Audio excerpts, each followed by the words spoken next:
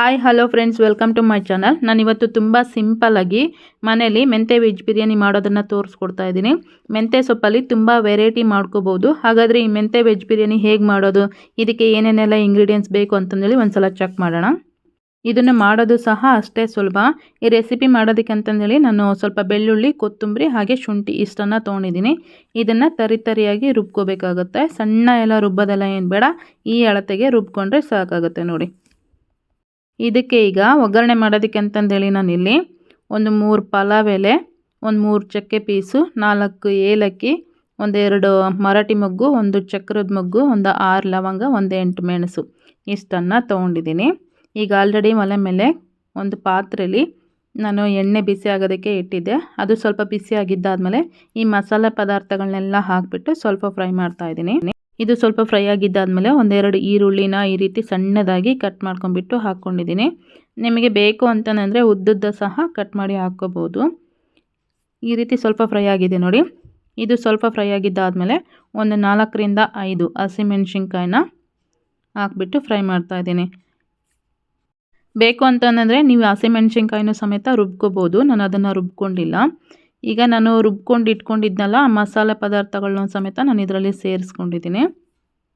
ಕೆಲವೊಬ್ಬರು ಹಸಿಮೆಣ್ಸಿನ್ಕಾಯಿ ತಿಂದೇ ಇರೋರೆಲ್ಲ ಇರ್ತಾರಲ್ವ, ಇದರಲ್ಲಿ ಆರಾಮ್ಸೆ ಅವರು ಸೈಡಿಗೆ ಎತ್ತಿಟ್ಟು ತಿನ್ಬೋದು. ರುಬ್ಬೋದ್ರಿಂದ ಏನಾಗುತ್ತೆ ಅಂತಂದರೆ ಕೆಲವೊಬ್ಬರಿಗೆ ಅಸಿಡಿಟಿ ಇರುತ್ತಲ್ವ, ಅಂಥವ್ರಿಗೆ ತುಂಬ ಅಸಿಡಿಟಿ ಆಗಿಬಿಡುತ್ತೆ. ಅದಕ್ಕೋಸ್ಕರ ನಾನು ಇದರಲ್ಲಿ ರುಬ್ಕೊಂಡಿಲ್ಲ. ಈಗ ಒಂದು ಕಟ್ಟು ಮೆಂತ್ಯ ಸೊಪ್ಪನ್ನು ತಗೊಂಡ್ಬಿಟ್ಟು ಈ ರೀತಿ ಕಟ್ ಮಾಡಿ ಹಾಕ್ಕೊಂಡಿದ್ದೀನಿ. ಇದರಲ್ಲಿರ್ತಕ್ಕಂಥ ಕಹಿ ಸ್ಮೆಲ್ಲೆಲ್ಲ ಹೋಗೋ ತನಕ ಇಲ್ಲಿವರೆಗೂ ಫ್ರೈ ಮಾಡಿಕೊಂಡ್ರೆ ಸಾಕಾಗುತ್ತೆ. ಈಗ ಸ್ವಲ್ಪ ಹಸಿ ಬಟಾಣಿ ಕಾಳನ್ನು ಸಮೇತ ಸೇರಿಸ್ಕೊಂಡಿದ್ದೀನಿ.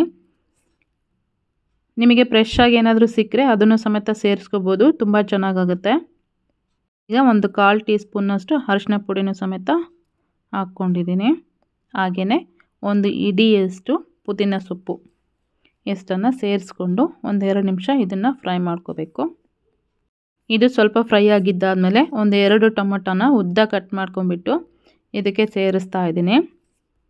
ನಾನಿವತ್ತು ಕುಕ್ಕರಲ್ಲಿ ಈ ರೆಸಿಪಿನ ಮಾಡ್ತಾ ಇಲ್ಲ. ಪಾತ್ರೆಯಲ್ಲಿ ಮಾಡಿದರೆ ಸ್ವಲ್ಪ ಡಿಫ್ರೆಂಟ್ ಟೇಸ್ಟ್ ಆಗುತ್ತೆ, ಚೆನ್ನಾಗಾಗುತ್ತೆ ಅಂತಂದೇಳಿ ಪಾತ್ರೆಯಲ್ಲೇ ಮಾಡ್ತಾಯಿದ್ದೀನಿ. ನೀವು ಬೇಕು ಅಂತಂದರೆ ಕುಕ್ಕರಲ್ಲೂ ಸಹ ಮಾಡ್ಕೋಬೋದು. ಈ ರೀತಿ ಟೊಮೆಟೊ ಸ್ವಲ್ಪ ಬೆಂದಿದ್ದಾದಮೇಲೆ ನಾನು 1 ಗ್ಲಾಸ್ನಷ್ಟು ಅಕ್ಕಿನ ನೆನೆಸಿಟ್ಕೊಂಡಿದ್ದೆ, ತೊಳೆದ್ಬಿಟ್ಟು ಅದನ್ನು ಸಮೇತ ಇದರಲ್ಲಿ ಸೇರಿಸ್ಕೊಂಡಿದ್ದೀನಿ ನೋಡಿ. ಪಾತ್ರೆಯಲ್ಲಿ ಮಾಡ್ಕೋಬೇಕಾದ್ರೆ ಈ ರೆಸಿಪಿನ ಸ್ವಲ್ಪ ನೀರು ಕರೆಕ್ಟಾಗಿ ಆ್ಯಡ್ ಮಾಡಿದರೆ ಸಾಕಾಗುತ್ತೆ, ಚೆನ್ನಾಗಾಗುತ್ತೆ. 1 ಗ್ಲಾಸ್ ಅಕ್ಕಿ ತೊಗೊಂಡಿದ್ನಲ್ವ, ಅದಕ್ಕೆ 2 ಗ್ಲಾಸ್ನಷ್ಟು ನೀರನ್ನು ಸೇರಿಸ್ತಾ ಇದ್ದೀನಿ.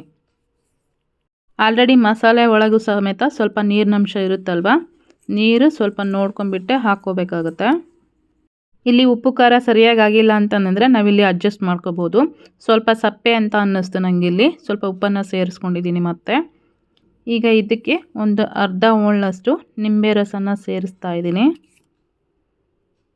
ನಾನಿಲ್ಲಿ ಈ ರೆಸಿಪಿ ಮಾಡೋದಕ್ಕೆ ತುಂಬ ಮಸಾಲೆ ಎಲ್ಲ ರುಬ್ಕೊಂಡ್ಬಿಟ್ಟು ಮಾಡ್ತಾಯಿಲ್ಲ, ತುಂಬ ಸಿಂಪಲ್ಲಾಗಿ ಮಾಡ್ತಾಯಿದ್ದೀನಿ. ಸೊ ನೀವು ಮನೇಲಿ ಒಂದು ಸಲ ಟ್ರೈ ಮಾಡಿ, ತುಂಬ ಚೆನ್ನಾಗಾಗುತ್ತೆ ಟೇಸ್ಟ್ ಬಂದುಬಿಟ್ಟು.